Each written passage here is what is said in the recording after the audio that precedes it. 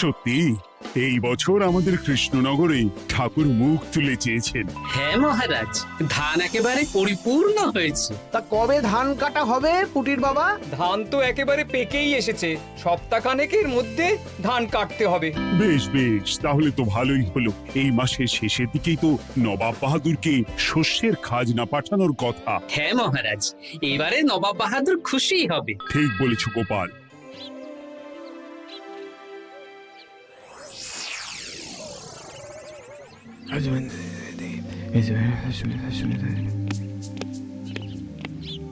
প্রণাম খাম্বাজরাজ। ওই তো কৃষ্ণনগরের মন্ত্রী চলে এসেছে। ও, এর কথাই তুমি বলেছিলে? হ্যাঁ, ওই রাজ্যের সব খবরাখবর আমায় দেয়। ইনি কে? ইনি হলেন জমিদার কেশকান্ত বর্মন, আমার রাজ্যেরই দক্ষিণ পশ্চিম গ্রামের জমিদার, আমার প্রিয় বন্ধু। নামটা বেশ অন্যরকম, কেশকান্ত। আসলে ওদের বংশ পরম্পরায় সকলের উন্নত ঘন কেশ আছে, তাই ওদের পরিবারের সবারও নামে একটা করে কেশ আছে। আমি খাম্বাজ রাজের সৌমিত্র এবং সুপরামর্শদাতা। কিছুদিন আগে আমার মাথায় খুব খুশকি হচ্ছিল, মাথার চুল পাতলা হয়ে আসছিল। কিন্তু আমার পরামর্শে একটা তেল মাখতেই মহারাজের মাথার চুল এখন ঘন হয়ে উঠেছে, আর কোনো সমস্যা নেই।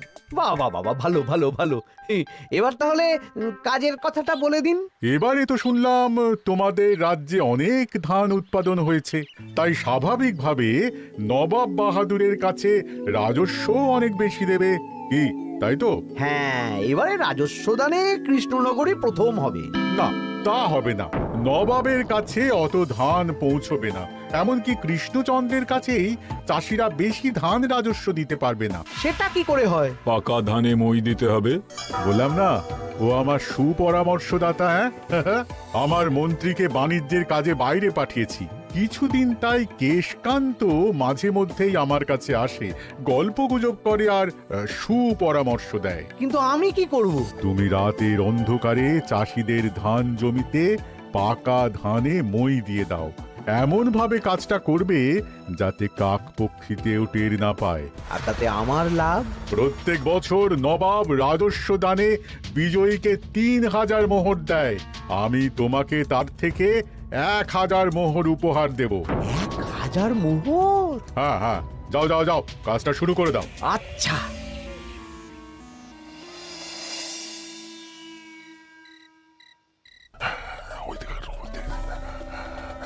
তাহলে আর দেরি কেন? মন্ত্রী মশাই কথা মতো কাজ শুরু কর। হ্যাঁ হ্যাঁ, চল।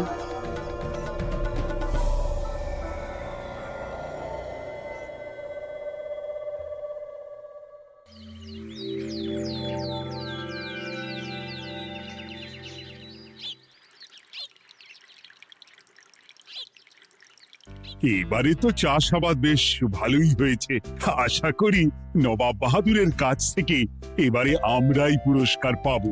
হ্যাঁ মহারাজ, সারা বাংলায় কৃষ্ণনগরের মতো উৎপাদন এই বছরে কোথাও হয়নি।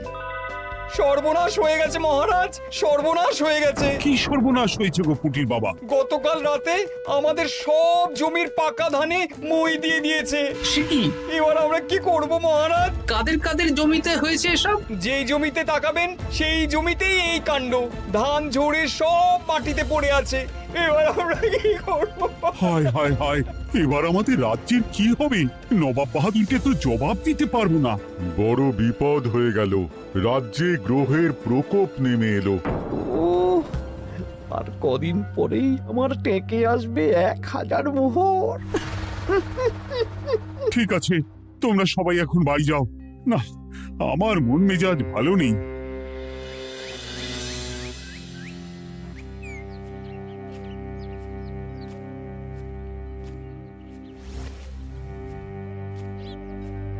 ওগো, তুমি শুনেছো কি হয়েছে?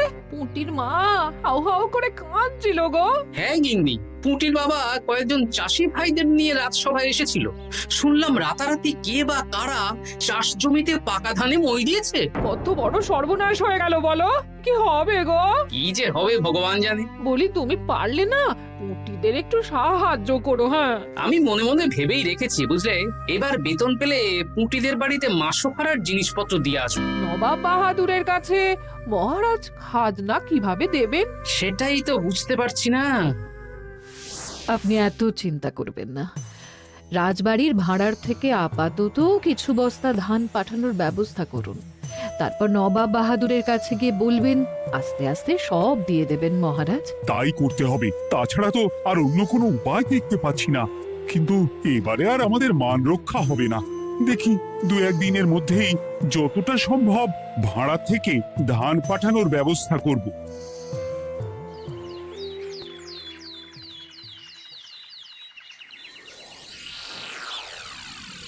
এই বছর 10,000 বস্তা ধান রাজস্ব এসেছে খাম্বাজ রাজ্য থেকে, 7,000 বস্তা ধান এসেছে বর্ধমান রাজ্য থেকে, আর মাত্র 100 বস্তা এসেছে কৃষ্ণনগর থেকে।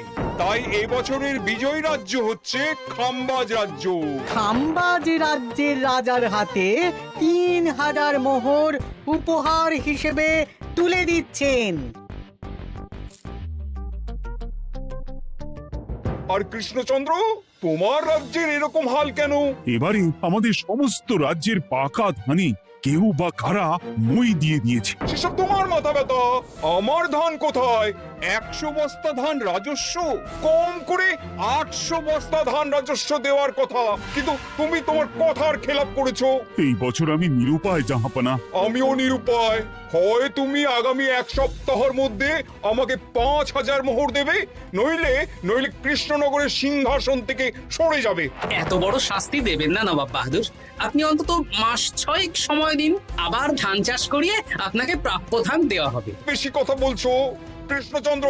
তুমি 5,000 নয়, 6,000 মোহর 1 সপ্তাহের মধ্যে দেবে। বেটা গোপাল বেশি পাকা, অত কথা বলতে কে বলেছিল? গোপাল, এটা তুমি কি করলে? হায় হায় হায়! সর্বনাশের সময় যখন ঘনিয়ে আসে, তখন বিপদের ওপর বিপদ এভাবেই আসে। আমার পাওনা। আরে এখন না, তোমাকে পাঠিয়ে দেব। ওই দেখুন, খাম্বাজ রাজের সাথে কথা বলছে। এখন বেশি কথা বললে কৃষ্ণচন্দ্র আর গোপাল সন্দেহ করবে। চলুন তো দেখি ওখানে গিয়ে কি কথা বলছে। কি কথা বলছো মন্ত্রী? মন্ত্রী আমায় বিজয় অভিনন্দন জানাচ্ছিল। বিজয় অভিনন্দন তো উপহার পাওয়ার সময় জানাতে পারতেন মন্ত্রী মশাই। যাই হোক, আপনাকে তো ঠিক চিনতে পারছি না। আমার নাম কেশকান্ত, আমি খাম্বাজ রাজ্যের দক্ষিণ পশ্চিম গ্রামের জমিদার। কেশকান্ত আমার বিশেষ বন্ধু। আপনার কেশ নিয়ে বেশ ভাব দেখছি। হ্যাঁ, ওই কদিন আগে তো খাম্বাজ রাজের মাথার চুল পাতলা হয়ে আসছিল, খুশকি হচ্ছিল আর কি। তো ওনার পরামর্শে একটা তেল মেখেই তো খাম্বাজ রাজের আবার ঘন কালো চুল ফিরে এসেছে। কেশকান্ত জমিদার হতে পারে, কিন্তু ওর অর্থনৈতিক অবস্থা তাবর রাজাদের থেকে অনেক ভালো। কয়েক হাজার বিঘা জমির মালিকও, তার সাথে চুলের তেলের ব্যবসা করেও হাজার হাজার মোহর রোজগার করে। এই, এখন চুল নিয়ে চুলোচুলি না করে চলো কৃষ্ণনগরে ফিরি। এমনিতেই মন মেজাজ খারাপ, 1 সপ্তাহের মধ্যে আবার 6,000 মোহর জোগাড় করতে হবে। হ্যাঁ, চলুন চলুন।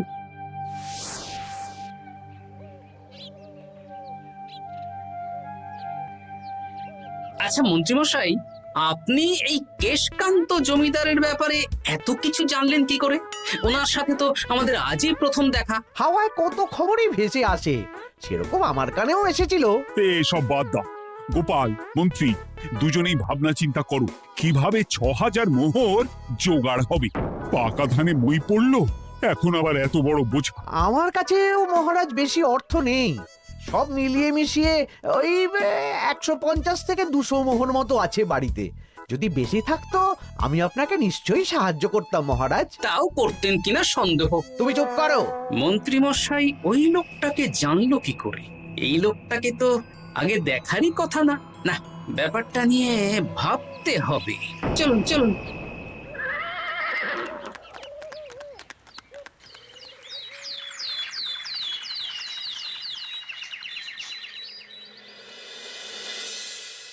বুঝলে গিন্নি, 1 সপ্তাহের মধ্যে মহারাজকে 6,000 মোহর জোগাড় করতেই হবে, নইলে সিংহাসন ছাড়তে হবে। এখন কিন্তু আমাদের উচিত মহারাজের পাশে দাঁড়ানো। কিছু ভেবেছো কি? আপাতত আমার বিয়েতে পাওয়া আংটি বন্ধক রাখবো, আর তুমি যদি হ্যাঁ হ্যাঁ, আমার যে দুটো গয়নাগাটি আছে ওগুলো বন্ধক রাখো, পরে আস্তে আস্তে ছাড়িয়ে নেবো খন। দেখি বাকি সভাসদদেরকেও বলবো, যে যতটা পারে, তারপর ভগবানই ভরসা।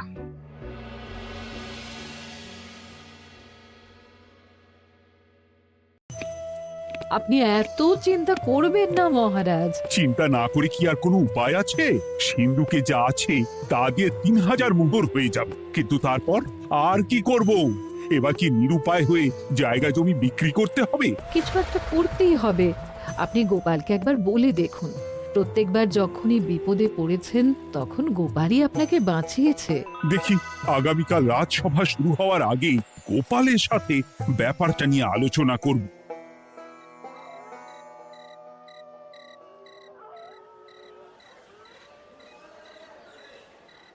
এই যে শ্যাকরা, কি করছো? এই তো, বলুন। শোনো, আমার গিন্নির জন্য একটা হীরের হার বানাতে হবে, ওই 1000 মোহরের মধ্যে। 1000 মোহরে তো হীরের নাক, কান, গলা, হাত, পা সব গয়না, এই সব গয়না হয়ে যাবে মন্ত্রী মশাই। তাহলে বানাও, এই নাও 1000 মোহর। ওরে বাবা, মন্ত্রী মশাই 1000 মোহর! এই মন্দার বাজারে এত মোহর কোথায় পেলেন? গতকালই তো বললেন আপনার কাছে 150 থেকে 200টা আছে। সে যেখান থেকেই পাই, তাতে তোমার কি? না, আমার কিছু না শ্যাকরা, আমি কয়েকটা গয়না বন্ধক রাখবো। দেখি কি আছে। এই সব মিলিয়ে এতে আমি 15 মোহর দিতে পারবো। বেশ, তাই দাও। আমি আমি ধীরে ধীরে শোধ করে গয়নাগুলো ছাড়িয়ে নেব। হ্যাঁ, মন্ত্রীর ব্যবহারগুলো বেশ সন্দেহজনক লাগছে। দেখি গুপ্তচরকে কাজে লাগাতে হবে, মন্ত্রীর পিছনে ছায়ার মতো লেলিয়ে দিতে হবে।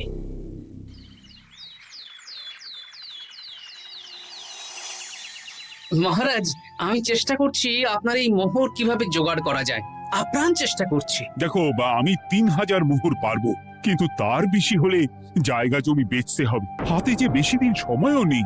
আচ্ছা মহারাজ, দেখছি। তবে মন্ত্রীমশাই চাইলেই আপনাকে 1000 মোহর দিয়ে সাহায্য করতে পারতেন, কিন্তু উনি তা না দিয়ে ওনার গিন্নির গয়না বানাচ্ছেন, হীরের গয়না। কি মন্ত্রী তো কালকেই বলল ওর কাছে 150 থেকে 200 মোহর আছে মাত্র, 1000 মোহর কোথা থেকে পেল? সে উনিই জানেন, তবে তার খবর খুব তাড়াতাড়ি আশা করি পেয়ে যাব মহারাজ।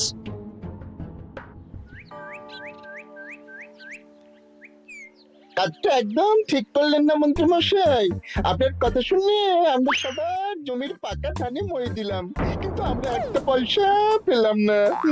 আপনি যে এই কাজ করার জন্যে খাম্বাজ রাজার কাছ থেকে ওই 1000 মোহর উপহার পেলেন, সেটা দিয়ে গিন্নির গয়না বানাতে দিলেন, কিন্তু আমাদের বেলায় লবডঙ্কা। আরে তোদেরকেও দেবো, একটু সবুর কর, আগে গিন্নির মাথাটা ঠান্ডা করি। না না, আমাদের এক্ষুনি চাই। আরে এক্ষুনি কি করে দেবো, আমার হাত খালি। আচ্ছা আচ্ছা, ঠিক আছে, এই নে 2 মোহর ধর, 2 ভাই ভাগ করে নে, পরে আরো দেবো।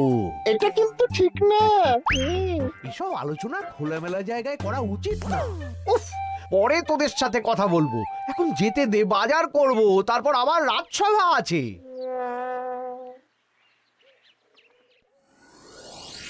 আচ্ছা, এই ব্যাপারটা মহারাজকে আর গোপাল দাদাকে জানাতে হবে।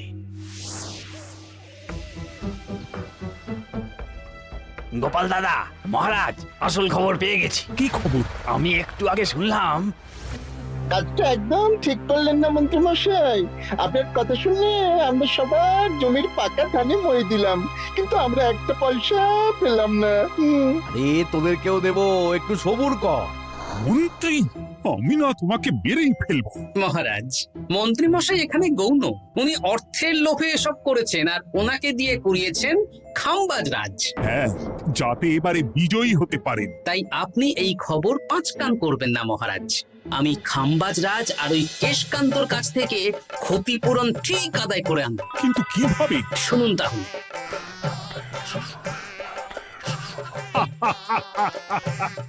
দারুণ বুদ্ধি। তাহলে এখন আসি মহারাজ, কাউকে কিচ্ছু বলার দরকার নেই। আপনি শুধু আগামীকাল সন্ধেবেলা খাম্বাজ রাজের দরবারে চলে আসুন, পারলে নবাব বাহাদুরকেও সঙ্গে করে নিয়ে আসুন। হ্যাঁ,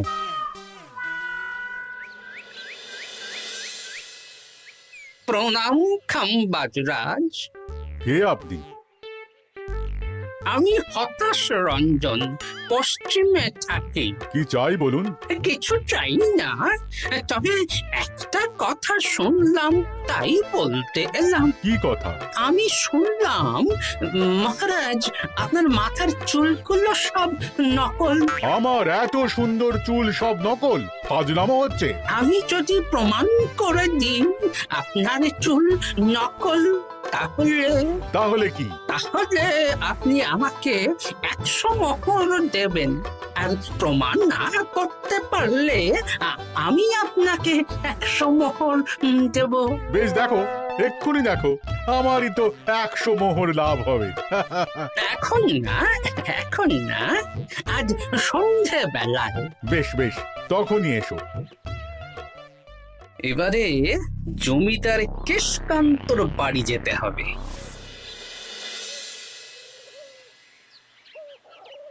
জমিদার মশাই বাড়ি আছেন? কে মশাই আপনি? আমি হতাশ রঞ্জন, পশ্চিমে থাকি। আমি বিশাল ক্ষমতাশালী লোক। কিসের ক্ষমতা? আমি রাজরাজাদের মারধর করি, চুল ধরে টানি, শাস্তি দিই। এসব কি উল্টোপাল্টা বলছেন? খাম্বাজ রাজ আপনার বন্ধু না? হ্যাঁ, প্রিয় বন্ধু। ওনাকেও আমি আপনার সামনে চুল ধরে টানবো, কিন্তু উনি কিচ্ছু করতে পারবেন না। উনি আপনাকে শুলে চড়াবেন। কিছুই করতে পারবেন না, বললাম না আমি বিশাল ক্ষমতাশালী লোক। বিশ্বাস হচ্ছে না তো? তাহলে বাজি ধরুন, 10,000 মোহরের বাজি। 10,000 মোহরের বাজি? হ্যাঁ, আজ আমি খাম্বাজ রাজের রাজবাড়ি যাব, আর আমার শক্তি প্রদর্শন করব, ওনার চুল ধরে টানা হেঁচড়া করব, ওনাকে আহত করব, কিন্তু উনি আমাকে কিছুই করতে পারবেন না। বেশ রাজি, বাজি 10,100 মোহর দিতে পারবেন তো? হ্যাঁ, আমি বাজি হারলে আপনাকে দেব 10,100 মোহর। দরকার হলে ওই কাগজে কলমে লিখিত পরিত করে নিন। বেশ, তাহলে তাই হোক। কিন্তু হ্যাঁ, একটা কথা, আমি শক্তি প্রদর্শন করার আগে থেকে প্রক্রিয়া চলাকালীন সময় পর্যন্ত আপনি খাম্বাজ রাজের সাথে কোনো কথা বলতে পারবেন না। বেশ বেশ।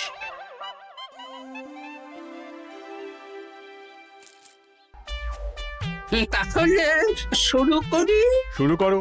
এবার আমি প্রমাণ করেই ছাড়বো।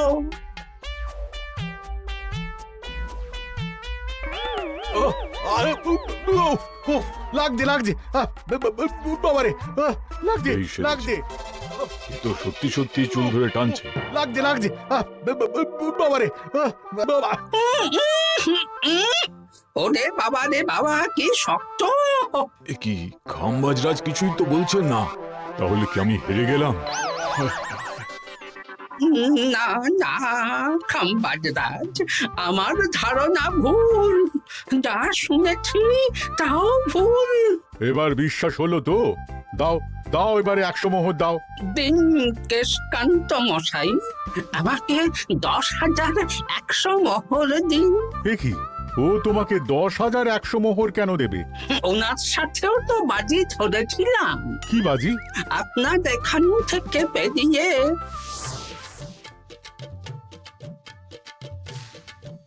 এবারে দিন তো দেখি, সব কাগজ কলমে লেখা আছে। এই নাও। হায় হায় হায় হায়। সাবাস গোপাল, সাবাস, তুমি আমার মুখ রক্ষা করেছো। গোপাল, কৃষ্ণচন্দ্র, নবাব বাহাদুর, আপনারা? হ্যাঁ, আমি গোপাল। এটা ছাড়া আর কোনো উপায় ছিল না খাম্বাজরাজ। আপনি আমাদের মন্ত্রীর মাথা খেয়ে যে জঘন্য কাজটা করিয়েছেন সেটা তো আর প্রমাণ করতে পারতাম না, তাই ছলে বলে কৌশলে আপনার প্রিয় বন্ধুর কাছ থেকে আদায় করে নিলাম। হ্যাঁ নয়, হ্যাঁ।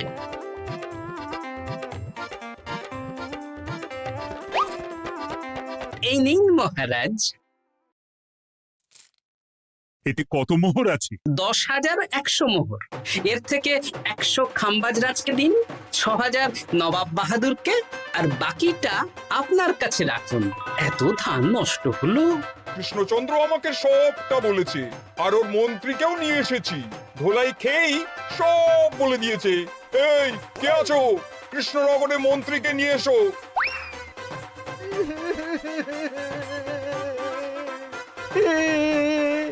মার খেয়ে আমি সব বলে দিয়েছি খাম্বাজরাজ। উদ্ধার করে তো জাহাপানা, আমাকে ক্ষমা করে দিন। এর কোনো ক্ষমা নেই। তোমাকে আমি কারাগারে বন্দি করব। হায় হায় হায়, সামান্য টাকার লোভ করতে গিয়ে পুরো মাঠে মারা গেলাম।